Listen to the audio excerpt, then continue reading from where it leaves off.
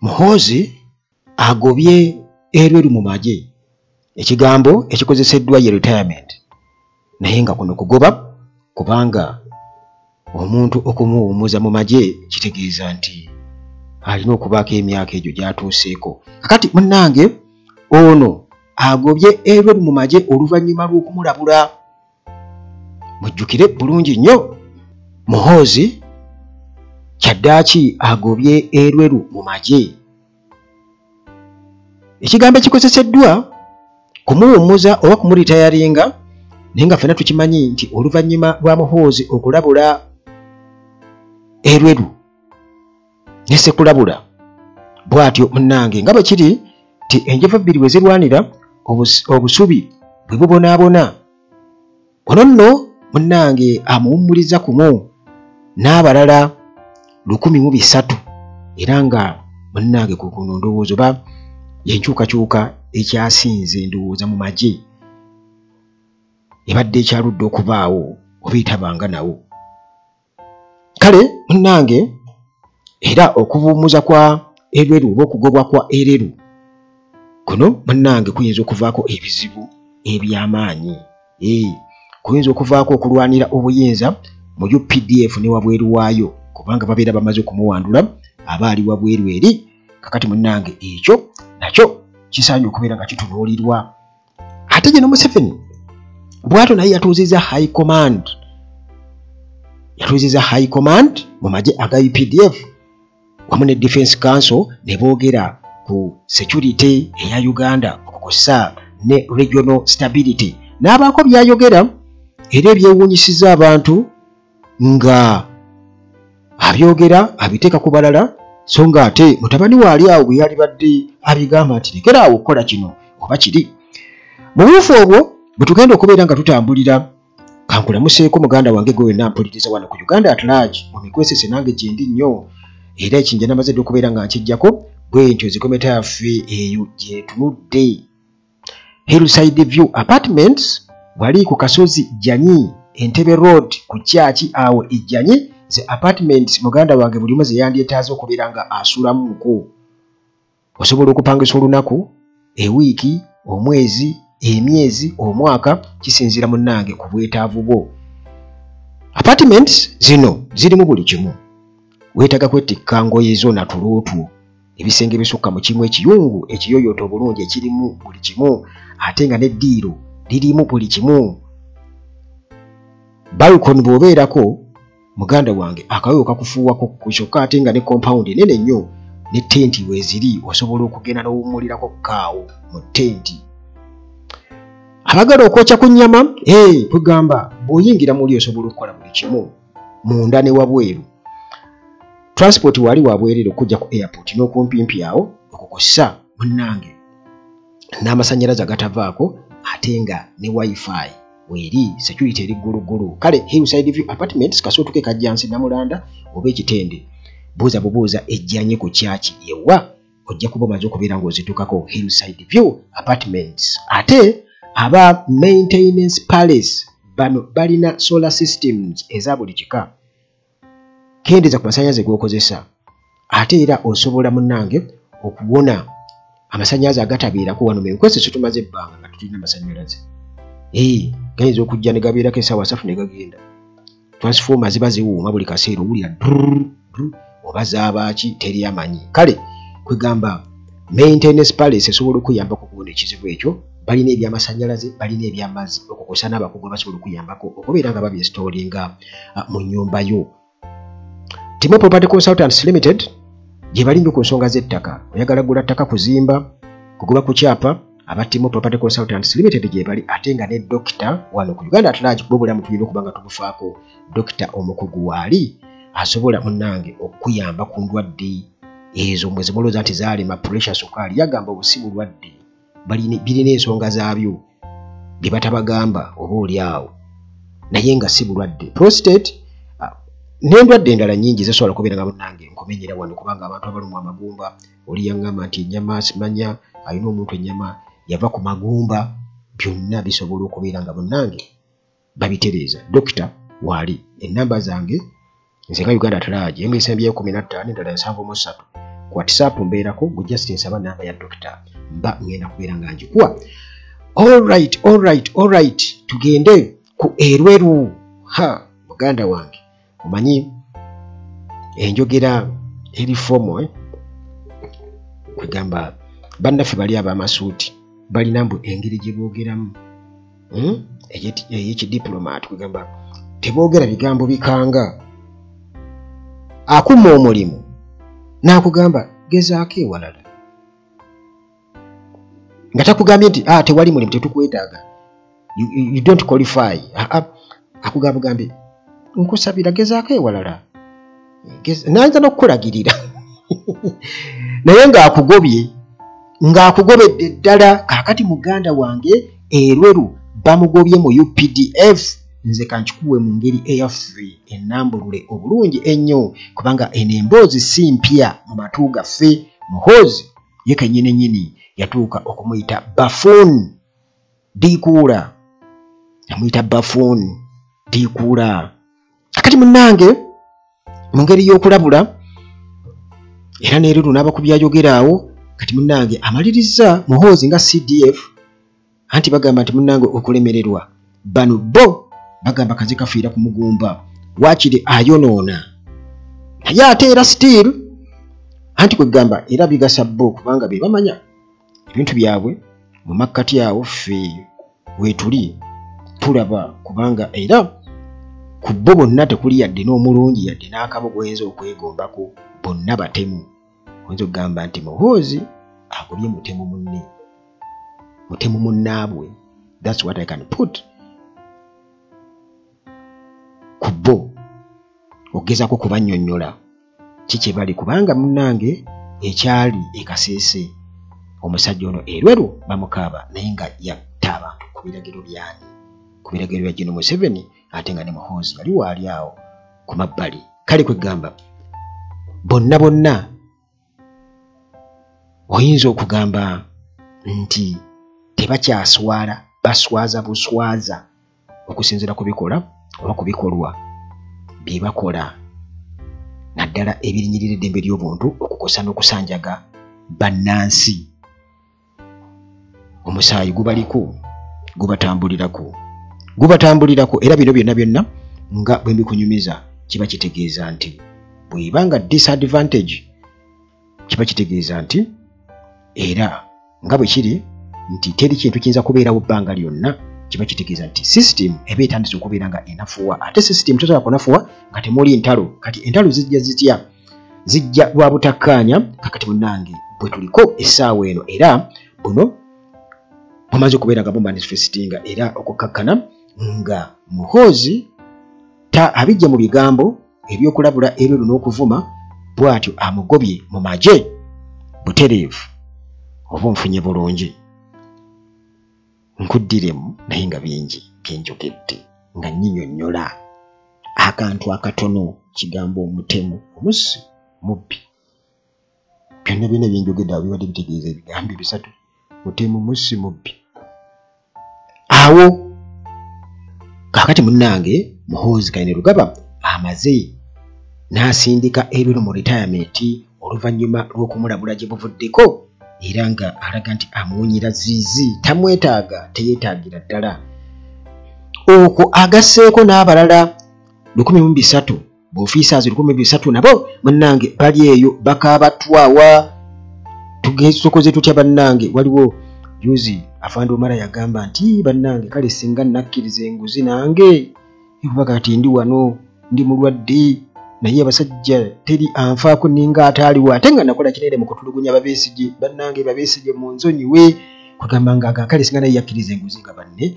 Kati munnange na bano b'ofiisaazi 1300 baliwo bagamba kale singa naffe tubadde nga tukkiriza enguzi. Kakati abaliwo oba be baleese abapya kiba kitegeeza babeera balina kuyigira ku bano bagamba nti otandikirawo okukuba Uganda bayinza okugamba Uganda yonna abalimu bannyoko ba kitaawo yabazaala bw'ofuna akacyansi lya kubanga munnange abasajja tebeesigika. Naye ebyo byonna munnange effect yakulwa mu buyinza, ate nammwe abawagira ebyo kitegeeza nti kati muba muleeseewo ebintu ebifaanaganako ng'ebyo. Kati Uganda ebigenda kufuuka kimpe nkyekubire, buli omu asikambula zawuwe olw'ensonga ezo. Kati munnange zino zonna pulaani zigenda kukolebwa mu Julayi 2025 era bano bonna emitima gye batujjira mu bbuutu bali awo bagamba wowe mama nnyabo. Kakati munnange mwabo 1,300 mwe muli Lieutenant General Peter Erweru.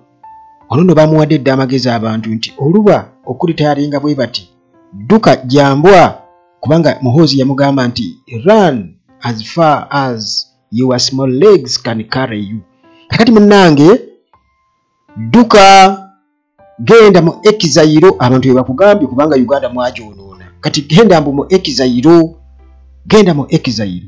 Niyo bannaffe tuyinza okwetaaga okukozesa tuyamba ku basajja bano kubanga twetaaga abantu ab'emitima nga ani nabagamba mu struggle buli omu wa mugaso kakati n'ebe tuyinza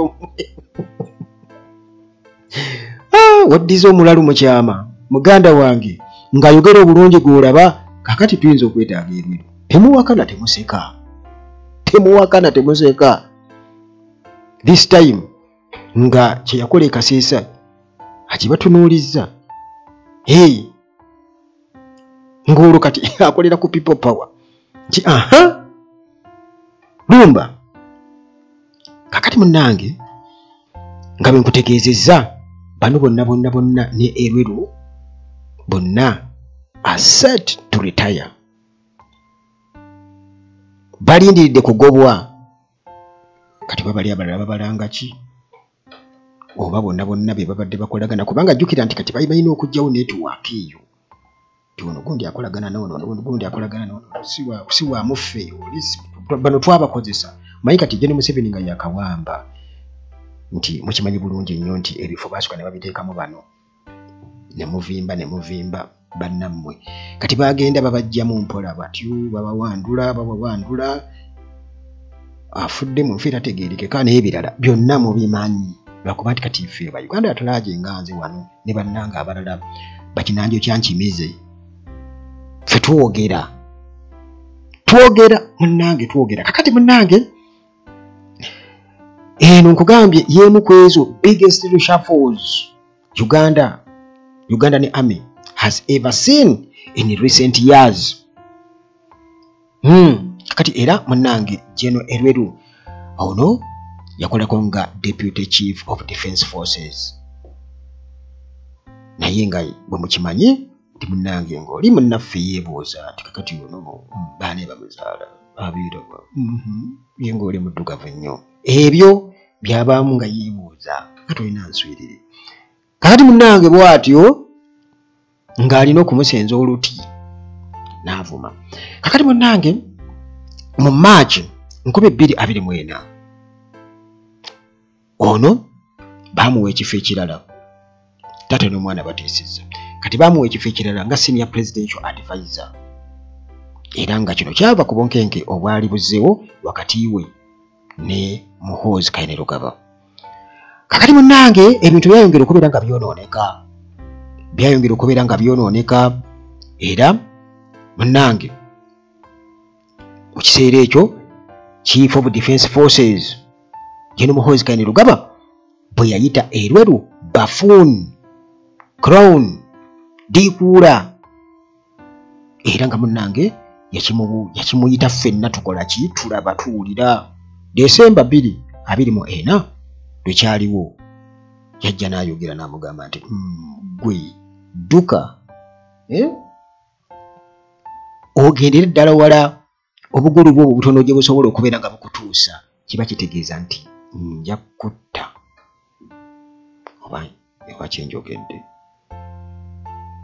Kati kiba kitegeeza ki kubanga bwe mugamba run for your life bw'ate bwe yagamba run kubanga tosobola kudduka ng'ekintu si kya bulabe. Oli akugalabudde edduka gyonna gy'osobola okudduka. Kati munnange abantu bamugambye nti Erweru mpozi ng'oyagala kufuuka Lion of Mogadishu omumanyi bulungi nnyo eyajja wano n'atandika okusuubiza abantu nti mwali badde abaana bammwe mubabajjira zi coffin nga tebanaba kuvaka kugenda kuyimusa maloboozi gaabwe kulaga butali bumativu mubabajjire coffin muziteekaawo. eyiye gye basooka okubajja era ensonga omanyiiko bakubajjukiza nsonga eyo gye baawa lwaki Eruru yafa bagamba nti yagwa ekigo bwe yakigwa kati n'afuna blood clot ekigere ne kimala ekikola kitya era nga bagamba nti yali alinnya ku katebe mbwawanyuleyo ennyota zaawanika waggulu kakati nze nenkuba akafaananyi ku musajja omulangaatira ng'oyo ddala kyali kisoboka Lokeeki okuba nti nno alinnya ku katebe bw'owanika enkoofiira yo ku kasumaali ke okuba mu kisenge oba akabaawo oba akakikonna ke bateekawo kuhanginga ekkooti oba ennyota oba enkoofiira kikwetagisaawo akatebe kakati oba oli awo nti kapere asobola okulinnya ku katebe naye ate naye era omuntu aba afiitinzemu ebintu ebyo abiteeka kapere waakwata kubanga ye mutugezi obagerezaako omumpi gwe mumanyi naye omusajja omulangaatira nga Lokeeki ddala ennyota yali aziwanulawa eyo mubire Katonda yali azitutte nga yemwegayirira mpampa ennyota zange kale munnange nabyo ebyo byali bizibu okubeera nga munnange tubitegeera naye Lokeeki waawo yakola ki oyayitira naye oyayitira yali akoze ebiragiro eby'amaanyi ennyo era nga bakwata bonna awo batte takyaliwo yafunamu ki yalimu okudduka okugenda ewala ennyo obugulu bwe obutono gye bwali busobola okukola ki okumutuusa kati Eruru munnange abantu nga bakutegeeza nti wali badde odduka n'ogenda obugulu bwo obwo obutono kakati ebitolo ekidde kubeera nga tubiraba kubanga sinze yabyogera by the way nange nkubuulira byaliwo mpulira byogere nga ngalabi ya Nyanzi kakati munnange ensonda zigamba nti okulitayalinga bano betwogerako 1300 Eruru ne banne officers abalala nti kino baakituukako nga bali mu State House Entebbe mu meeting era nga meeting zino zaatuula eziwerako nga bwe bagamba gundi ne gundi era nga munnange zakwasaganyizibwa mu mwezi ogwokusatu n'omwezi ogwokuna 2025 UPDF High Command wamu ne Army Council bonna ne bakkaanya tubagobe kaakati munnange newankubadde nga lisiti yonna eyaba officers tufuna kubeera nga tugifuna mu bulambulukufu ku Uganda tulajja okubeera nga ngikusomera naye n'abamalayo abo bonna 1300 Eruru bwe tumanyi tetugirina naye munnange tukimanyi bulungi nnyo nti Eruru mwali ne basiniya Army officers abalala bangi era abo bonna njagala okubuulira nti ojja genda okwesanga nga bonna ebigambo Muhoozi yali badde akozesa bimu nti mudduke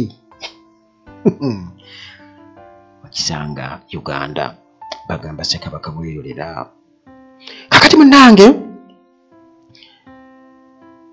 nti bano nti baagala okubeera nga ensonga lwaki kino kyakolebwa baakituuka kukubeera nga bano 1300 bagobwa mbu baagala okuddamu okutegeka amagye okuga reorganizinga baagala okutumbula empisa era bino mu High Command meeting Gen. Museveni gye yatuuzizza UPDF High Command yakyogeddeko eky'empisa yakyogeddeko ekyokutereeza empisa naye abantu nga beebuuza nti owange omuntu gw'otereeza naye empisa ate yengamu siruufu nnyo empisa ate bagamba nti omaze gufiira ku ki kakati awo bannayuganda be babyogera by the way nze byenkubuulira wano byonna mba mmaze kubiwulira naddala nga nnyongeramu songeramu bwongezi n'empajikamu buwagisi njagala mu nkootinge bulungi nnyo mmala kubiraba mmaze okulaba Museveni atuuzizza High Command already 1300 bagenda kugobwa Eruru mwali abantu bakyogerako ki kakati abantu bye babogerako era nga bagamba nti munnange waaki Muhoozi totandikira ku kitaawo okulitayaringa kubanga naye ng'ati kwegamba ove ku bwa pulezidenti agendi kubanga ali expired. Mbu bye baali badde basooka okubeera nga beeritayaringa bava mu byobufuzi ne bakola ki? Ne bagenda ne batuula ne bawummula. Bwe twogera ku mpisa okulinnyira eddembe ly'obuntu byonna ebyo abantu babyogerako. Kaakati munnange bangi bagamba nti kino kigenda kuyambako mbu okukendeeza ku internal power struggles ezibadde zitandise okubeera nga zikula mu magi.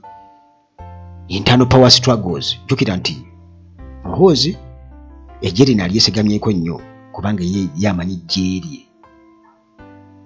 gye lyabwe nga bo era baateekamu abantu baabwe bajja baleeta. Jjukira nti nabagamba nti Uganda eno mugiraba mugiddukamu mugenda ku byeyo naye ekyo tekijja buzi nti okijja kyeyagalire nti odduke.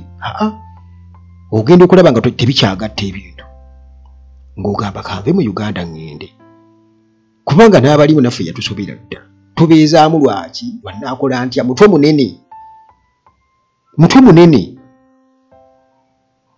Kaakati munnange ku nsonga eyo kyenjagala okutegeeza nti nga bwe tulaba nti emirimu gyegiri kati ba ku University Makerere ti emirimu weegiri naye weesanga nga baagabako mitono nnyo. Emirimu giriwo katugeze 100 bagabako 3 giri emirala gyonna ne giba nga timuli bantu naye abantu babuza emirimu tewali unemployment. Ng'abamu bagamba nti waliwo abantu abalala bagala okuleeta be bakyatraining okubeera nga bajja okujjuza ebifo ebyo. Ekyebuuzibwa ekibuuzo bano baba bagenda kuvaawa ng'era bwe kyali mu ntandikwa Museveni yakawamba be yasooka okuwa ebifo ne bajaganya bonna yagenda abakola ki abadipuleesinga bakuteekako omuntu bw'amala okuyiga ggwe nga bagoba. Ekyo abakimanyi abakiwakanya bakiwakanya lwakuba bo baalwala kuwakana naye nga ekyo bwekityo bwe kiri wano e Uganda. Kakati munnange nga bwe nkutegeezezza nti wabaddewo already power struggles bwe twogerako internal power struggles ezibadde mu magye era nze kakaza zikyalimu era zikyakula. Munnange bino byonna nga bwe mbikubuuliraawo waliwo boofiisa abasobola okubikubuulira naye nga tojja kubaatula ojje wano otandike nti gundi yaŋŋamba bw'ati ne gundi yaŋŋamba bw'ati. Nange mbanga bbalamu nti embego gye bakuba Museveni oba ebivumo byonna babivume iye nange bali mbasirikira kitegeeza nti ebyo byonna mubikole ki mubikomentinge wano ti Uganda tulaja olimba okola otya kale nnimba. Kakati munnange era nga bano batukakasa bagamba kino tekiri ku myaka nti omuntu akuze atuuse retirement age. Bano baagala ku fixinga chain of command olwo baleetemu fresh blood baleetemu abapya kwegamba nga bano basobola okutambulira ku ntoli zaabwe. Muhoozi bamulabira ddala nga superior so bano ababaddewo babadde baga ndabo gwe badde okuza ng'ekijanjaalo wano akula bukuzi bw'atyo nga kikikula amangu kyemumanyi ekikula amangu. Kasooli akula mangu. Hashimu ye yagamba nti yalaba kasooli n'agamba tegeeza bw'osimba empeke ya kasooli ejjako omuniwo gwa kasooli ne gumirako empeke nnyingi lwaki sisimba eky'ebitaano ekinusu eky'ebitaano ne kikula ne kimerako ebinusu ebingi. Naye yendowooza yeeyo muganda wange ekinusu eky'ebitaano kikule kimereko ebinusu bingi nnyo ajjeko agende yeegulire wali byayagala okugula. Kakati munnange paleetamu abapya abasobola okukula n'endowooza yaki ya Muhoozi nga ne bw'oba omusala bw'oti olaba Muhoozi afande okitegeera ti bano abalala bano abayambaku Muhoozi omuyigiriza sisitimu abo bonna tebabeetaaga balina okubeera phased out. Kakati munnange Muhoozi okugoba erweru kino kireetedde abantu okubeera nga boogera era nga bagamba kiyinza okuvaako obuzibu obw'amaanyi era nga bannange jjukira nti ono abadde key figure mu UPDF okumala emyaka egiwererako ddala okumala emyaka mujjukira ekiragiro kiri standby class 1 ekyayisibwa Museveni nga agenze e Rwanda.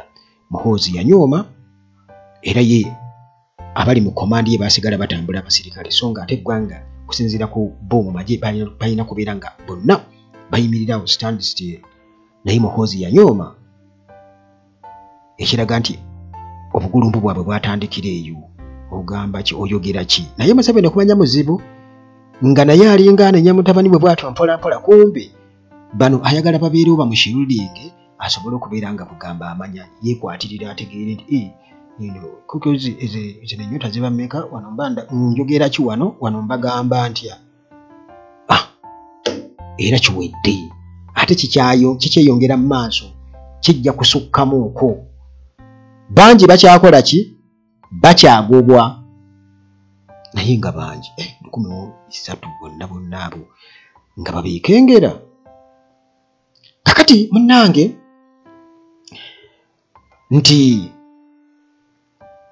kwebyo nga bembikunyonyodde nti enkwatagana oba relationship eyaba officers abalala abakulembeze abalala mu magye ne Muhoozi ebadde yabunkenke nnyo ebadde yabunkenke era nga bamulabira ddala nga wa kibogwe nnyo atasobola kubako kyabagamba ensonga lwaki naye takola ki tabaagala kakati munnange abamu balowooza abantu abamu bakiraba nti kibi ng'abantu naye abamu bagamba nti oba oli awo kyekiseera nti abakadde mu magye bakole ki baveemu bagende era nga bwe kiri ewalala yonna naye munnange bano ba audio officers bonna okubagoba okuleetamu abapya kitegeeza nti ekyo kyakukontrolinga magye nti gasobole okumubeeramu 5 bwe gati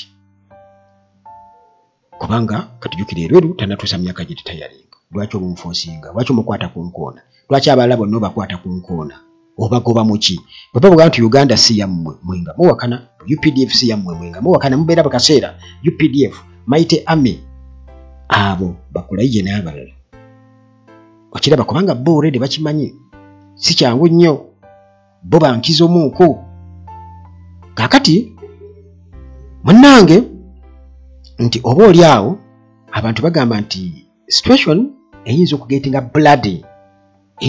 bloody anytime era nga bo bakiraba nti Museveni yali badde asooka okubeera nga munnange ate akwatibwa ku nkoona okuva mu State House then abapya bayingirewo bwe kiba nga ddala mutuufu twetaaga fresh blood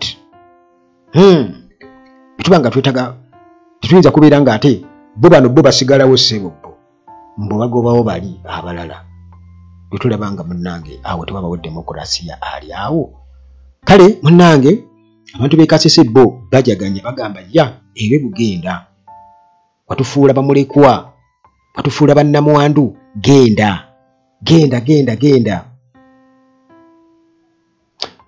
okay kakati mbadde nkyakunnyonnyola nti ensonga z'ebero ono ziyinza obutakugwa bweziti okusinziira kubanga kati wabawo speculations nti abantu basuubira okuba nti wayinza okubaawo engeri yonna oba obulabe oyinza okuva mu ekyo buyinza kuvaawa tukuba lines bwetu ne tulaba waliwo ezikwatagana waliwo ezikola zitya tuli mu kibalo kakati munnange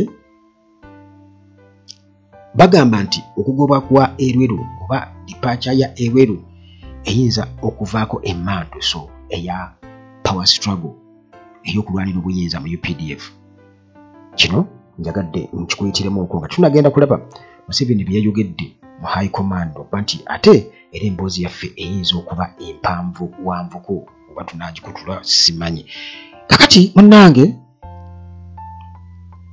ono nga banaatera okubeera nga bamugobera ddala yadde abamu bagamba nti bamugoba dda kubanga okumufuula advisor wa General Museveni kiba kitegeeza bamugobye eno kuba deputy kiba kitegeeza nti babeera bamulitayarinze nti olwedde ali mu retirement naye wali bakyamukwatiriddewo akafonti ya advisinga Museveni tati Museveni bakimanyi bulungi nnyo tukimanyi taweebwa magezi kale kino kiyinza okuvaako obuzibu nga naye amaze okubeera nga akitegeera kubanga omuntu bw'obanga afereddwa ng'omufere abadde afeeze oba nga bakufeze tosooka kulabukira waawo naye ebiseera ebigenda biyita otandika okugamba bigenda naye lwaki kino kiri bannange banfeze kakati ono naye munnange anaatera okkuba emiranga ejja ddala oba okugikubira eyewuwe mu nnyumba nga yeebase oba mu church kubanga abantu bamugambye dda pasita waffe pasita Eweru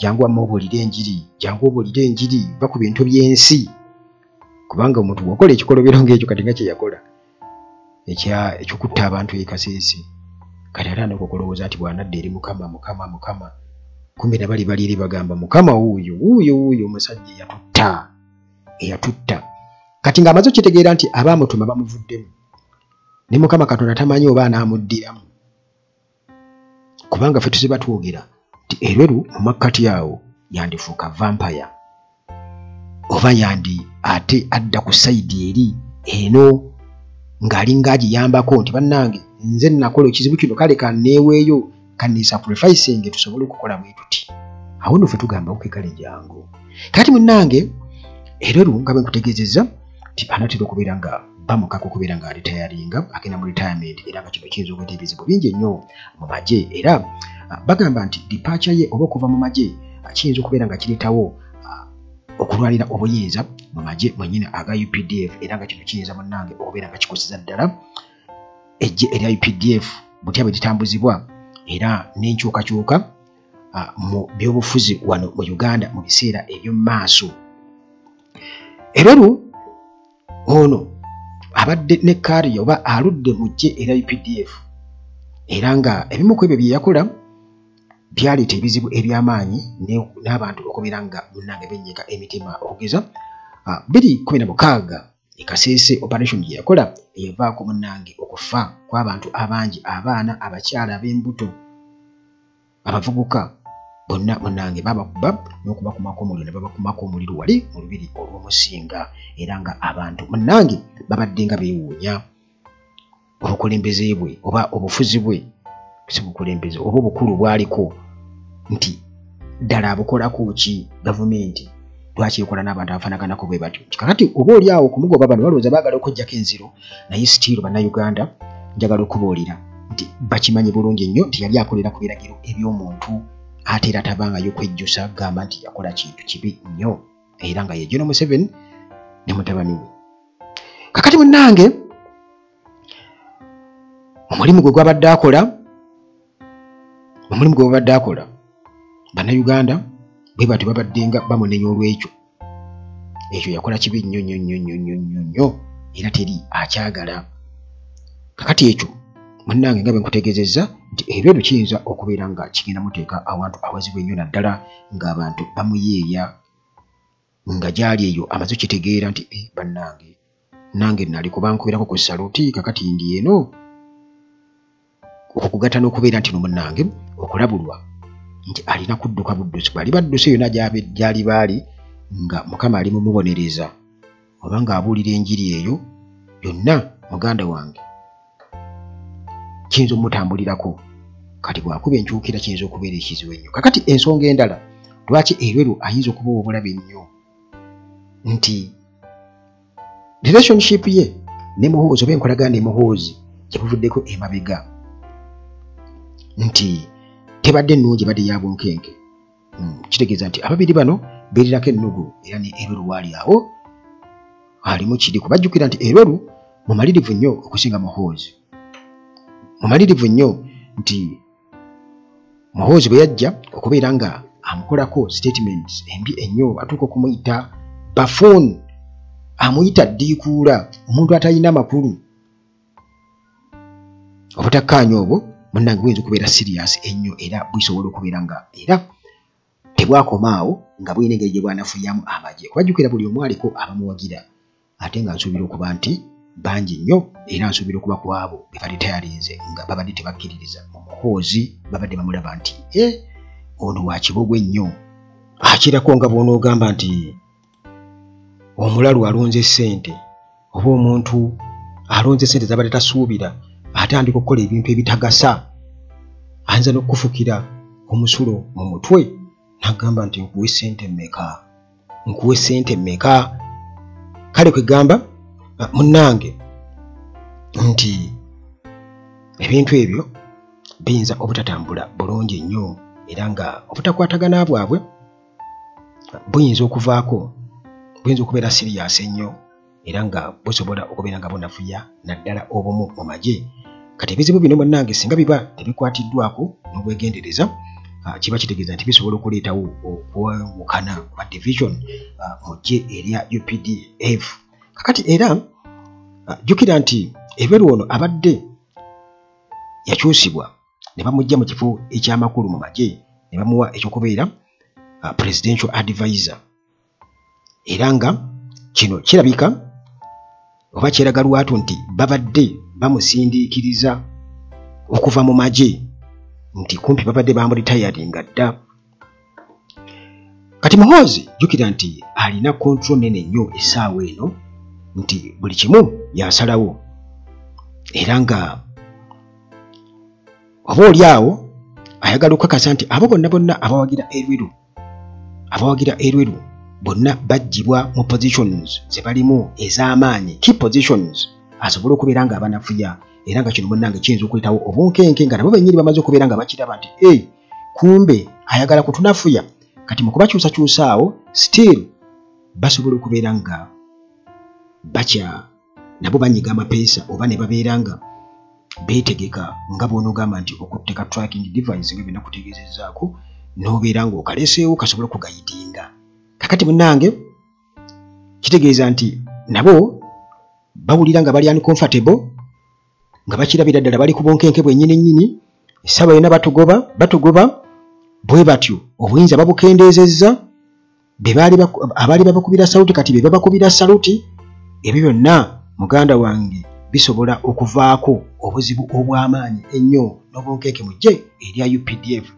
Kakati munnange okulwanira obuyinza mu UPDF era kusobola okuvaako obunkenke obw'amaanyi oba ebizibu eby'amaanyi mu gavumenti eno eya General Museveni Erweru anti abawagizi be nabo munnange nga bakiraba si kya bwenkanya omusajja abo okubeera nga asindiikirizwa bw'atyo era nga munnange kisobola okubeera nga kivaako obutakkaanya kireetawo obutakkaanya mu magye mwennyini ne wabweru ab'eggwanga lya Erweru nabo nga bakiraba okay. Kakati munnange kino munnange kiyinza okubeera nga kikaluubirizaamukko ku mbeera naddala okubeera nga ejje olukuumira wamu tuli ku bulabe obw'okugoba Erweru ne banne mu magye kiyinza kulekawa ejje erya UPDF. Kati munnange retirement ya Erweru weesanga nti tekiri just ku mulimu gwe kisobola okuvaako munnange ebizibu era mu UPDF kubanga ebizibu bino bisobola okubeera nga munnange bireeterawo ddala emitawaana mu butya Uganda bwegenda okubeera nga etambuzibwa mu biseera eby'omu maaso okulwanagana nga balwanira obuyinza nga Erweru avudde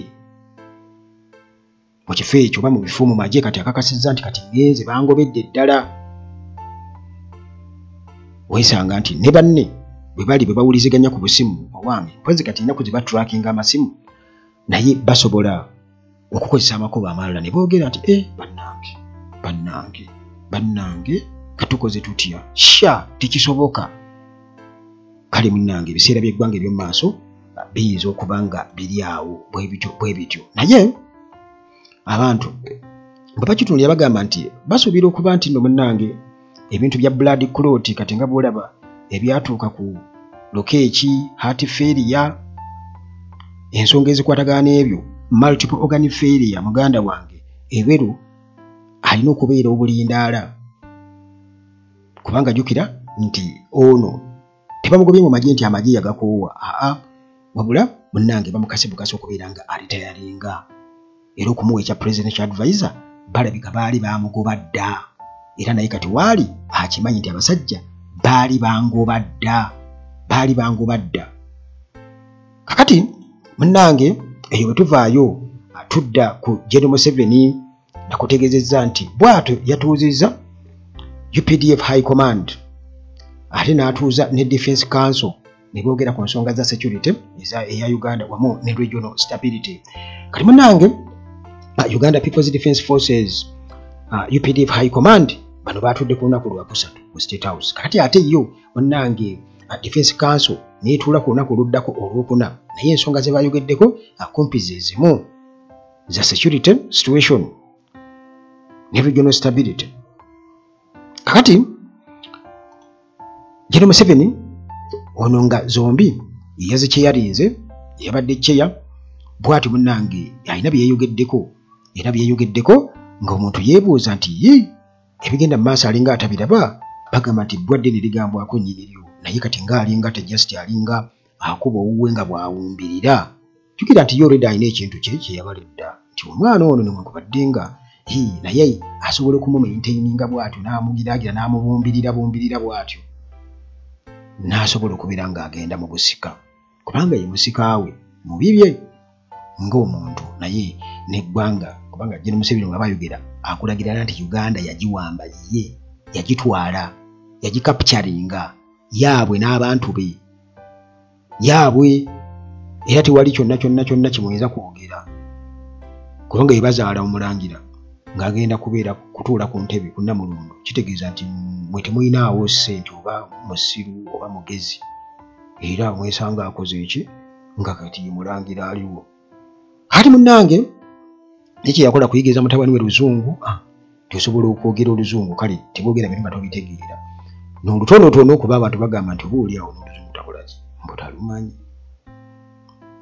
Kati munnange General Museveni ye yagambye nti walina okubeera kugamba yayogedde ku bwetaavu bw'okukuuma emirembe mu Uganda n'okupromotinga peace ne sister African countries era nga yabadde ayogera ku general security situation mu ggwanga era ng'agamba nti UPDF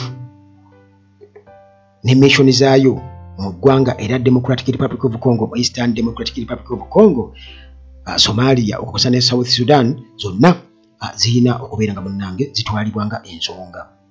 Jjukira nti bannansi beebuuza nti tufinga eggwanga tukola ki tufunamu ki kubanga ejje lya ggwanga lyambala byambalo bya ggwanga emmundu za ggwanga zezaligula naye tukimanyi bulungi nnyo nti eri waliyo ebigendererwa eby'okwegaggawaza musima ebyobugagga musaze embaawo ffe nga bannansi eggwanga lifunamu ki amagye mugapangisa ne mugatwala ne mugapangisa Sudan bwa ate nga gakozesa resources ya ggwanga ffe nga Uganda eggwanga tufunamu ki bajje lyabwe jjukira balikozesa business ekyo bannayuganda musanje mukimanye. Akati munnange bw'atyo General Museveni annyonnyola mu kwekubajje agamba nti nno ayagala UPDF ekuume bannayuganda ne demokrasiya mu Uganda eddembe freedom of expression n'eddembe eddala lyonna eriraako lirikuggwe ng'omuntu constitution nga bwekola ki nga bwerambika era wano n'agamba nti nno ejje lino erya UPDF lirina okwewala okutiisatiisa abantu intimidation okukosa n'okubatulugunya okutulugunya aba political actors okugamba aba political actors mu UPDF okubeera nti bakati mwebali amaze okubeera nga kikakasa nti waliwo ba political actors abeegumbulidde okubeera nti munnange ate batulugunya abo abalina divergent political views abalina endowooza ezitakwatagana oba ezitatambulira mu layini ezaabwe bo nga bo mu byobufuzi kiba kitegeeza nti General Museveni already aba amaze okubeera nga aggulawo akajje nti ejje erya UPDF officers baalyo basobola okwetaba mu byobufuzi kuba yali badde agamba nti saagala musirikale yenna kwetaba mu byabufuzi byawulayawula mu bantu kubanga tekikkirizibwa naye kwati wano alabulabulabuza abo abatiisatiisa n'okutulugunya okitegeera era ng'akimanyi nti mu UPDF mulimu ba political actors aba threatening those who differ mu political views.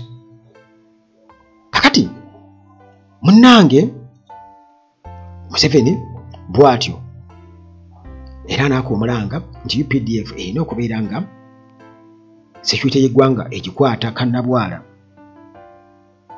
ne stability okwetooloola region ne Africa okutwaliza awamu, era n'agamba nti yengeri yokka munnange Africa gyegenda okubeera nga ate yakivingamu strategic security for nga region okutwaliza awamu. Kakati ne Muhoozi n'abako byayogedde, era yeebaza Gen. Museveni olw'obukulembeze bwe okakasa nti Uganda eri sekiwa. Owulira ti Uganda eri sekiwa, naye ng'ate ye kennyini yakava okutulugunya omuntu mu basement ye, naye Uganda eri sekiwa. Muhoozi oyo ne tatawo awuliriza. Kakati era n'agamba nti UPDF, Muhoozi yayogera nti ekyagenda mu maaso n'okukakasa n'okubeera nga etumbula omutindo gwayo okwenhansinga capacity yaayo okusafeguarding aba citizens, okubeera nga ekuuma bannansi ebintu byabwe property national assets. Ekyo kyo bakikola national assets, naye ng'ate bazikola zafuuka individual assets, ebibugagga byafuuka byabwe. Naye kati tugamba ku ebintu bya bannayuganda property, nga bw'ogamba nti oli alina ettaka lye, UPDF kennyini ebadde ensaale mu kuyambako ababbi b'ettaka. Kale munnange okukussa okukakasa sustained security for economic prosperity, ti security okusobola okusobozesa abantu okubeera nga munnange oba oliawo n'eggwanga ebyenfuna bigenda mu maaso, abantu basuubula bulungi, ebintu byabwe bakola business, teri abakuba ku ki, teri abakuba ku mukono. Tulaba abavubi wano ku nnyanja Miranga. Kale kwegamba ebintu nabyo ebyo bwe bitunuulira ne bikusobera nti beboogera bituufu oba si bituufu. Taata yakava okwogera nkubuulidde n'omwana ayogera nkubuulidde. Kakati era bw'atyo n'atendereza UPDF kaweefube gwetaddeyo okubeera nga ekwatagana n'amawanga amalala mu magye, omuli okubeera nga bawanyisaganya obukugu mu kutraininga n'okubeera nga munnange bwe batyo bakolerera regions okubeera nga ziprosparinga East Africa ne Africa. Kakati bangi babadde mu meeting eno abanene besinza kubeera nga ate munnange nkuyitiramu, naye waliwo b'omanyi abangi ennyo mwabadde Deputy CDF Lieutenant General Sam Okeding, Commander Land Forces Lieutenant General Kayanja Muhanga, Reserve Force Commander Lieutenant General Otema Owani, Commander Air Force Lieutenant General Charles Okidi, SFC Commander Major General David Mugisha, n'abalala wabaddeyo military minister wabaddewo okuva mu ministry eya defense, Minister of Defense and Veteran Affairs, era nga eno yakulembeddwa Minister Jacob Oboth, State Minister Huda Oleru, Permanent Secretary Rosette Byengoma, bangi ababaddeyo, naye nga muganda wange olemwa kubanga abantu bo bagamba yali badde Muhoozi asooka oba baali badde basooka ku retiringa, bo bennyini beeritiringa kubanga nabo they have said ebbanga long enough eri bamala okubeera emyaka 40 tebalina nnyo kye bongera ku kyamaanyi kiri awo. Kale bagezaako okubeera nti nabo munnange balaga nti nno bali relevant, naye nga ekyokutulugunya abantu Museveni yandibadde akyogerako awo n'agamba nti Muhoozi bangambye okola bwoti ate nange mbiraba, lwaki okutulugunya abantu mu basement yo, kubanga nakuwa obuyinza sikukola bwotyo, naye tasobola kukyogera.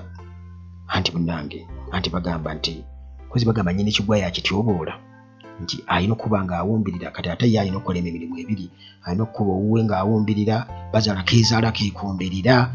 Ayi muganda wange byonna bitegeeza totoferiya, kubanga ekiwundu bw'otakibikkula kitegeeza nti kigenda kubeera kibikkeko era kiyinza okusadduka ne kifuuka kansa. Kakati okubikkirira okwo Uganda awe enguzi weetambulidde oba ntagambwako n'ebirala byonna nga bwe biri demokrasiya kiba kitegeeza nti nga bw'abyogedde nti UPDF erina okuba nti bakuuma demokrasiya mu Uganda, bakuuma bannansi n'ebintu byabwe, bakola batya nga bwe baalayira. Bwe kiba nti osobola okukkiriza bannamagye okubeera nga bayingira mu byobufuzi butereevu, nga nawe kennyini okimanyi nti ggwe nga commander in chief okimanyi bulungi ennyo nti UPDF Act eyogera etya, eyogera ki ku ekyo. Kati bw'obanga ogguddewo bugguzi lugiwo oti kiba kitegeeza nti demokrasiya era taliiwo, kubanga abaakiteeka mu constitution baakiraba nti wajja kubaawo okulinyirira demokrasiya singa balekawo olujja nga luggule.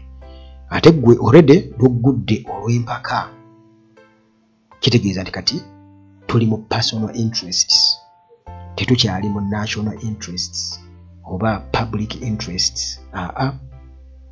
Kale munnange kankomaawo nze nga Uganda at large nti twogerako bye twogedde,